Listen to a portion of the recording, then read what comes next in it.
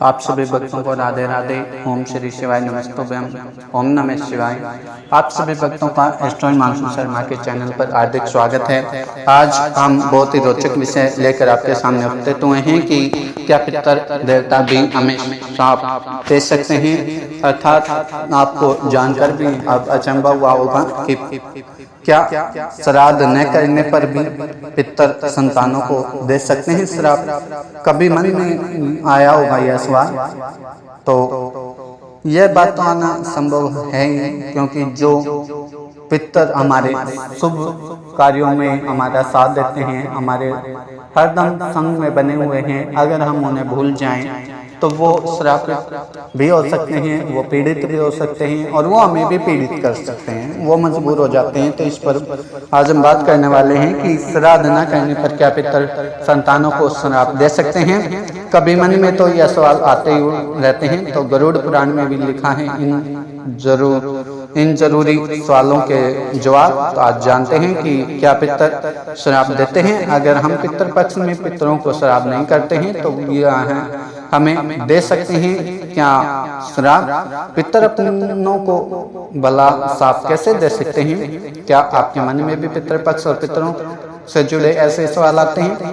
तो आज हम गरुड़ पुराण से जो कि लिखे हुए जवाब हैं उनको आज हम आप तक पहुंचाने का प्रयास करेंगे। साथ ही गरुड़ पुराण में भी पितरलोक के बारे में कई अनेक बातें लिखी हुई हैं जो आज भी हमारे लिए एक रहस्यमय बने हुए हैं। तो आइए जानते हैं कि पितरलोक के बारे में और पितरों के श्राप से जुड़े हुए संबंधित सवालों के बारे में। तो आज हम बात करने वाले हैं कि आपके मन में भी इस प्रकार के कभी न कभी सवाल उठे होंगे। पितृपक्ष में पूर्वजों को प्रसन्न करने के लिए उनका तर्पण करना, श्राद्ध करना, अन्न दान करना आदि अनेक प्रकार के उपाय बताए गए हैं। पौराणिक मान्यताओं के अनुसार बात की जाए तो अगर किसी के पितर खुश नहीं रहते हैं तो जीवन में उस व्यक्ति की तरक्की नहीं हो सकती है। लेकिन क्या इसका अर्थ यह लिया जा सकता है कि आपके पिता नाराज होने पर आपको श्राप दे सकते हैं। तो आइए जानते हैं कि गरुड़ पुराण में इसके बारे में क्या कुछ लिखा गया है विस्तार से।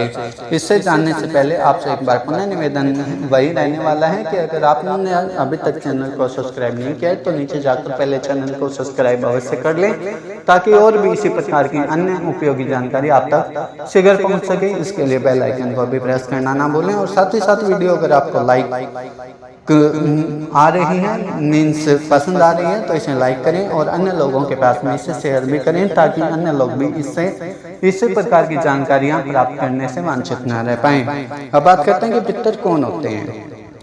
इस पर भी बात करें तो आपको बता दें कि गरुड़ पुराण के अनुसार हमारे पूर्वज ही हमारे पितर होते हैं। इसका अर्थ यह है कि जब कोई मनुष्य अपनी पूरी उम्र बिताकर धरती लोक में से विदा हो जाता है तो अपने कर्मों का लेखा जोखा देने के बाद उसे कुछ समय पितरलोक में बिताने होते हैं। पितरलोक में वृद्ध अवस्था में मृत्यु को प्राप्त हुए पूर्वज निवास करते हैं। पितृलोक के देवता अरियमा जो पितृलोक के राजा और या प्रधान माने जाते हैं, वही यमराज को पितृलोक का न्यायाधीश माना जाता है। पितरों को दो श्रेणियों में रखा जाता है, एक दिव्य पितर और दूसरे मनुष्य पितर। दिव्य पितर उस श्रेणी का नाम है जो जीवधारियों के कर्मों को देखकर मृत्यु के बाद उसे क्या गति दी जाए इसका निर्णय करते हैं।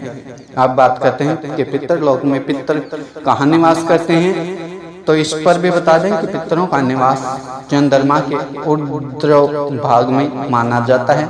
मृत्यु के बाद आत्माएं 1 वर्ष से 100 वर्ष तक पितृलोक में रहती हैं। पितृलोक के श्रेष्ठ पितरों को न्यायदात्री समिति का सदस्य माना जाता है। ये किसी पूर्वज के अच्छे और बुरे कर्मों का निर्णय भी करते हैं। अन्न और अग्नि से शरीर और मन की तृप्ति होती है। गरुड़ पुराण के अनुसार जिस प्रकार धरती पर किसी विभाग को चलाने की व्यवस्था है, उसी तरह पितृलोक को भी चलाने की एक व्यवस्था बनाई गई है। मनुष्यों के पूर्वज यहीं पर निवास करते हैं।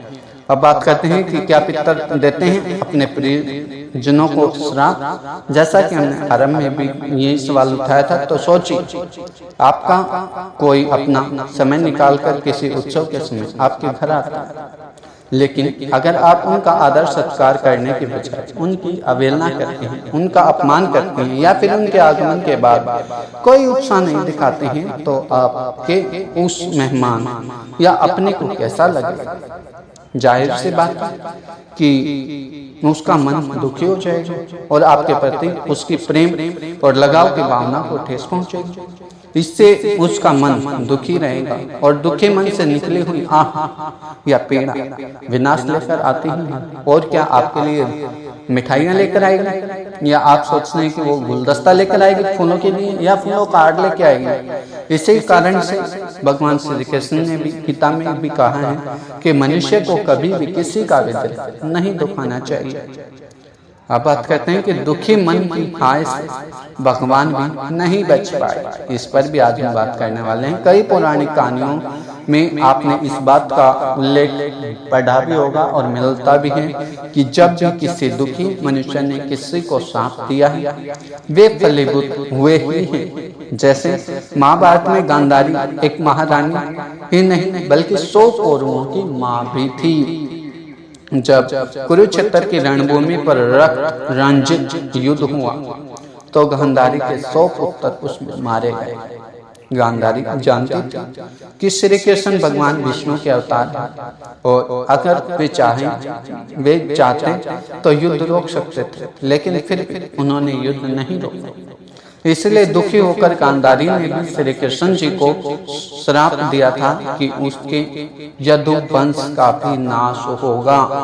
समय के साथ दुखियारी गांधारी का श्राप सच भी हुआ था, जैसा कि आप सभी जानते हैं। वो तो जीते हुए पितर थे, तो मरे हुए पितरों का तो आप समझ ही सकते हैं फिर क्या कुछ श्राप का असर हो सकता है। अब बात करते हैं कि पितरों को दुखी करके नहीं रह सकता कोई भी।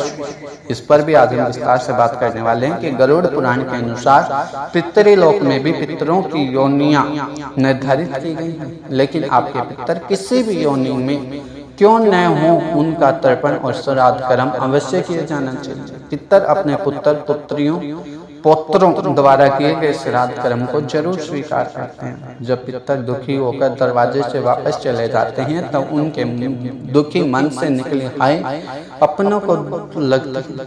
कोई पुत्र अगर ज्यादा क्रोधी होता है तो वे दुख और क्रोध से भरकर वापस अपने लोग को लौट जाते हैं। इस कारण से पितृपक्ष में पितरों का तर्पण बहुत ही आवश्यक है। गरुड़ पुराण के अनुसार बात की जाए तो पितरों के खुश होने पर मनुष्यों को खोया हुआ राजपाट तक भी वापस मिल जाता है। तो इसलिए आपसे एक बात पुनः आग्रह है कि अपने पितरों को कभी भी नाराज ना करें, वरना इनका मारा हुआ, इनका सताया हुआ इंसान कहीं पर भी सुख को प्राप्त नहीं कर सकता है। ये बात हमने न केवल गरुड़ पुराण में पढ़ी है, बल्कि हमने प्रत्यक्ष रूप से प्रमाण दे दिया है कि भगवान श्री कृष्ण भी इस प्रकार के श्राप से नहीं बच पाए। तो आप, हम और इस समस्त संसार में जीवधारी तो हैं ही क्या। इन्हीं सभी जानकारियों के साथ हमारे संग जुड़े रहें। पंडित हिमांशु शर्मा, धन्यवाद।